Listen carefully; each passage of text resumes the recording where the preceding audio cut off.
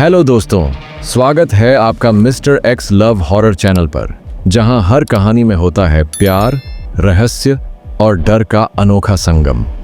अगर आपने इस कहानी का पहला भाग नहीं देखा है तो पहले उसे जरूर देखिए, क्योंकि तभी आप इस रहस्यमयी सफर को पूरी तरह समझ पाएंगे। कहानी अब एक ऐसे मोड़ पर पहुंच चुकी है जहां हर लम्हा डर और रोमांच से भरा है।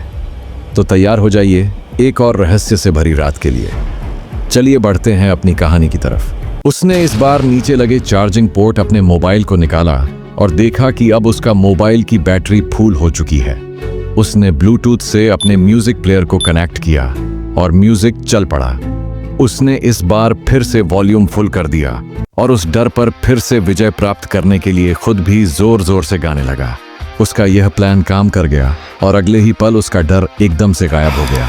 वह अब पिछले सारे डर को भूल चुका था कि तभी म्यूजिक प्लेयर फिर बंद हो गया और फिर से वही। नमस्कार, मैं हूं आयशा शर्मा और आप सुन रहे हैं आकाशवाणी ऑल इंडिया रेडियो से। आज के मुख्य समाचार इस प्रकार से हैं। आज आखिरकार 6 वर्ष और 1 दिन बाद द्वितीय विश्व युद्ध खत्म हुआ। यह युद्ध 1 सितंबर 1939 से 2 सितंबर 1945 तक चलने वाला विश्व स्तरीय युद्ध था। लगभग 70 देशों की थल जल वायु सेनाएं इस युद्ध में सम्मिलित थीं। इस युद्ध में विश्व 2 भागों में बंटा हुआ था, मित्र राष्ट्र और धुरी राष्ट्र।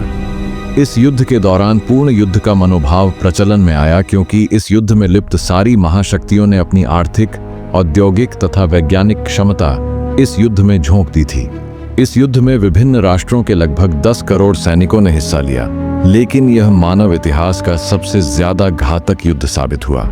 इस महायुद्ध में 5 से 7 करोड़ व्यक्तियों की जानें गई, क्योंकि इसके महत्वपूर्ण घटनाक्रम में असैनिक नागरिकों का नरसंहार, जिसमें होलोकॉस्ट भी शामिल है, लेकिन परमाणु हथियारों का एकमात्र इस्तेमाल शामिल है, जिसकी वजह से युद्ध के अंत में मित्र राष्ट्रों की जीत हुई। इसी कारण यह मानव इतिहास का सबसे भयंकर युद्ध था। बैकग्राउंड में यह फिर से खबर चल रही थी और इस बार कबीर की हिम्मत नहीं हो रही थी कि वो अपने हाथ बढ़ाकर उसको बंद करे, क्योंकि इस बार कबीर के शरीर के साथ साथ हाथ भी कांपने लगे थे। उसकी हालत अब इतनी नाजुक हो चली थी कि उसका खुद के ऊपर नियंत्रण ही नहीं था। डर झुरझुरी बन पूरी शरीर पर लौट गया।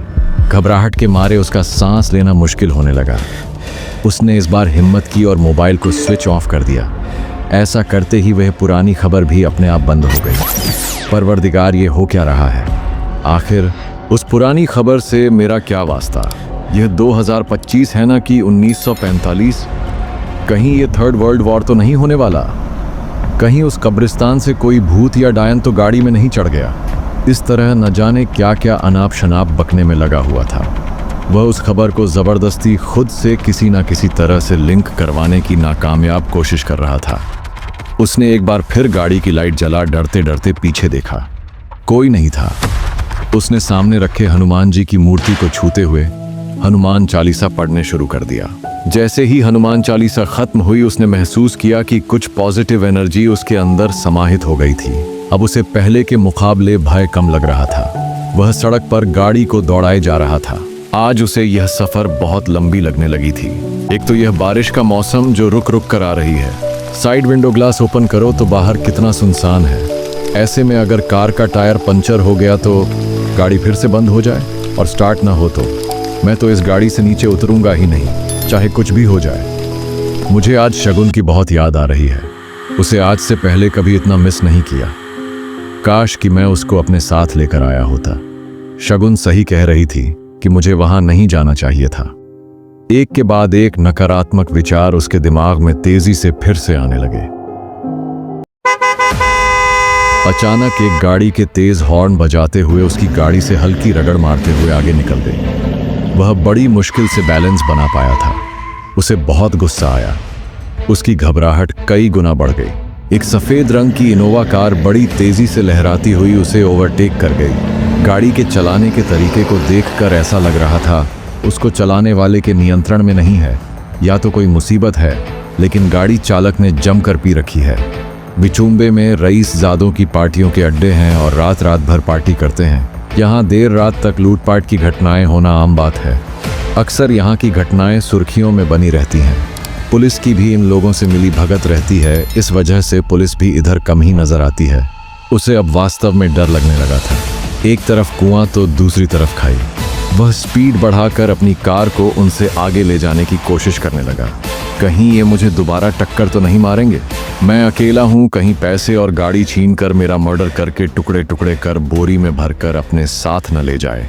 उस पर फिर से डर हावी होने लगा था। वह रह रहकर जबरदस्ती अपनी भयानक से भयानक मौत के विषय में सोचकर विचलित हुए जा रहा था।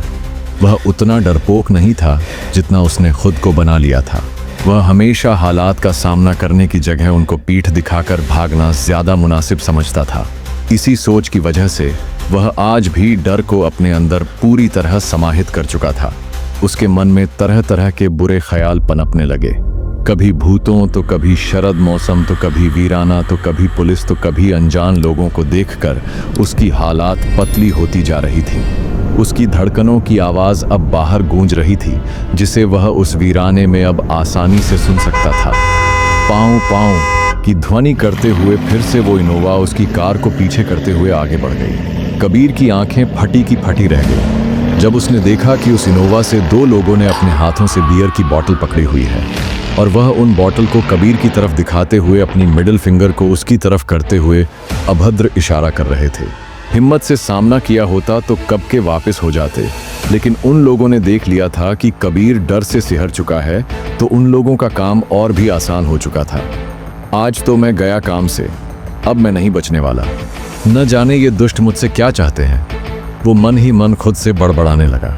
उसने अपनी गाड़ी की स्पीड बढ़ाई और इनोवा के पास से तेजी निकल गया। उसके निकलते ही वो सभी लड़के इनोवा में बैठ गए और उसका पीछा करना चालू कर दिया। शायद उन्होंने कार का नंबर प्लेट से अंदाज़ा लगा लिया था कि यह इस शहर से बाहर की है और इसे एक अकेला शख्स चला रहा है। कबीर की घबराहट का लेवल बहुत बढ़ गया था।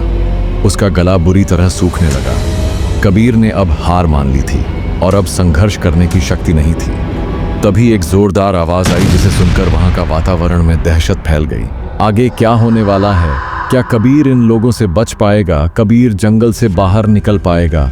क्या कबीर घर पहुँचेगा, अपनी गर्लफ्रेंड से मिल पाएगा या जंगल में मारा जाएगा? कमेंट करके ज़रूर बताइए। जानने के लिए ज़रूर देखिए अगले भाग में। अगर आपको ये कहानी पसंद आई हो तो चैनल को सब्सक्राइब करना, वीडियो को लाइक और शेयर करना बिल्कुल मत भूलिए। मिलते हैं अगले भाग में, तब तक के लिए धन्यवाद और अपना ख्याल रखिए।